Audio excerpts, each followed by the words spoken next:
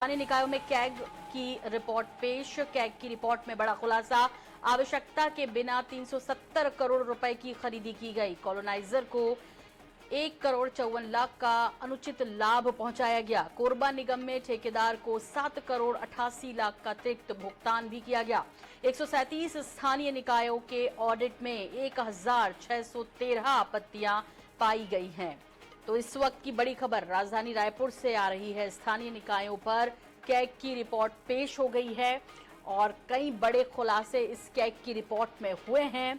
आवश्यकता के बिना 370 करोड़ रुपए की खरीदी की गई। इसके अलावा कॉलोनाइजर को 1 करोड़ 54 लाख का अनुचित लाभ पहुंचाया गया।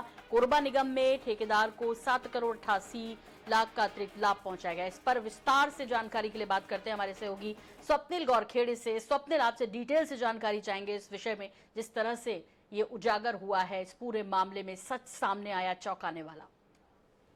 आज बिल्कुल स्थानीय निकायों पर कैग ने अपनी रिपोर्ट जो है वो जारी कर दी है और 2022 तक जो काम जो है निकायों में हुए उसकी रिपोर्ट है, उसका वार्षिक प्रतिवेदन है जिसको कैग ने जारी किया और उसमें कई अनियमितताएं निकलकर सामने आई है। जिसमें सबसे बड़ी बात यह है कि योजना और जरूरत के बिना जो है 370 करोड़ रुपए की जो है खरीदी जो है वो तमाम प्रदेश के अलग अलग निकायों में जो है की गई है। इसके साथ ही ईडब्ल्यूएस की भूमि के जरिए कॉलोनाइजर को 1 करोड़ 54 लाख का अनुचित लाभ पहुंचाया गया। ईडब्ल्यूएस की बात करें तो ईडब्ल्यूएस की जो जमीनें हैं वो जो है गरीब लोगों के लिए जो है बिल्डरों को आरक्षित करनी होती है, लेकिन इस जमीन पे भी कहीं ना कहीं गड़बड़ी की गई है और इससे जो है बिल्डरों को जो है अनुचित लाभ जो है वो कहीं ना कहीं मिलता हुआ दिखाई दिया है। इसके साथ ही कोरबा की बात करें, कोरबा नगर निगम में ठेकेदार को जो है 7 करोड़ 88 लाख का भुगतान जो है अतिरिक्त कहीं ना कहीं किया गया है और इसकी सतत मॉनिटरिंग नहीं की गई, जिसकी वजह से जो है वहां पर इतनी बड़ी अनियमितता निकलकर सामने आई है। इसके साथ ही बात करें तो